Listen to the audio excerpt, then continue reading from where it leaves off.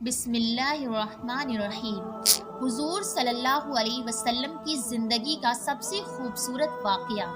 رسول اللہ صلی اللہ علیہ وسلم ایک دفعہ سفر کر رہے تھے کہ آپ نے اپنے ساتھیوں سمیت ایک جگہ پر پڑاؤ ڈالا۔ اس علاقے میں ایک عورت رہتی تھی جس نے سارے لشکر کے لیے روٹیاں تیار کی۔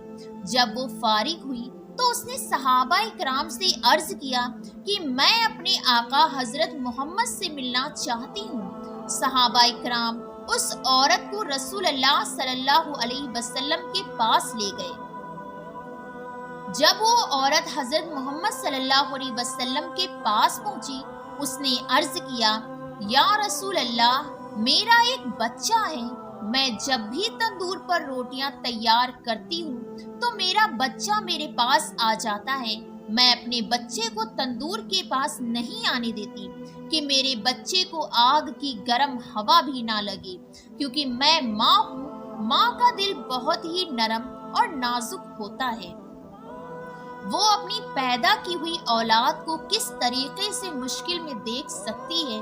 میں نے تو سنا ہے کہ اللہ 70 ماؤں سے زیادہ اپنے بندوں سے پیار کرتا ہے، اور جب اللہ 70 ماؤں سے زیادہ پیار کرتا ہے تو وہ ہمیں کس طرح جہنم میں جانے دے گا۔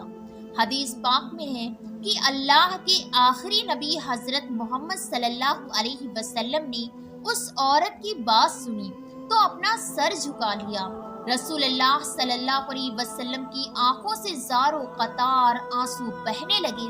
حضرت محمد صلی اللہ علیہ وسلم اتنا روئے کہ اللہ کے حکم سے حضرت جبریل بھی اسی وقت تشریف لائے، اور حضرت جبریل علیہ السلام کہنے لگے، یا رسول اللہ، اللہ کا حکم ہے کہ اس عورت کو فرما دیجئے کہ اللہ نے ان پر ظلم نہیں کیا، انہوں نے اپنی جان پر خود ظلم کیا۔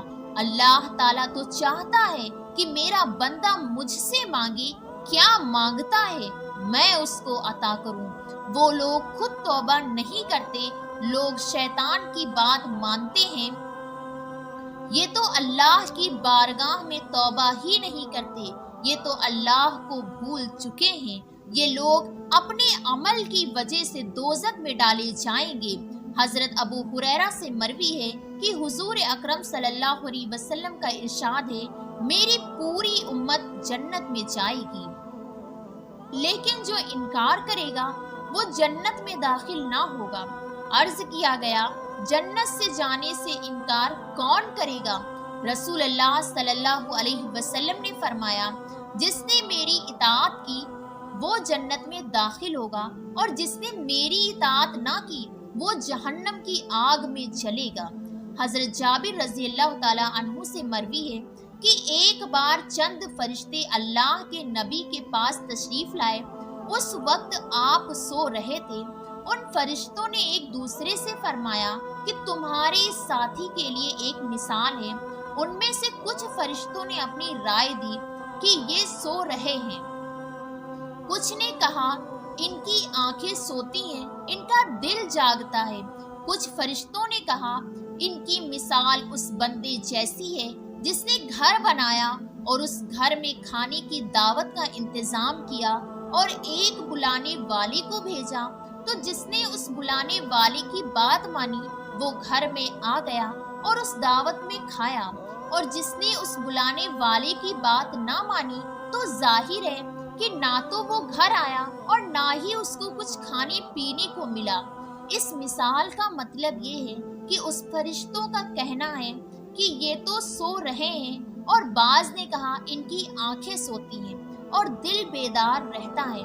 تو فرشتوں نے یہ مطلب بیان کیا کہ وہ گھر جنت ہے اور بلانے والے آپ صلی اللہ علیہ وسلم ہیں۔ لہٰذا جس نے محمد صلی اللہ علیہ وسلم کی اطاعت کی اس نے اللہ کی اطاعت کی، اور جس نے رسول اللہ صلی اللہ علیہ وسلم کی نافرمانی کی اس نے اللہ کی نافرمانی کی۔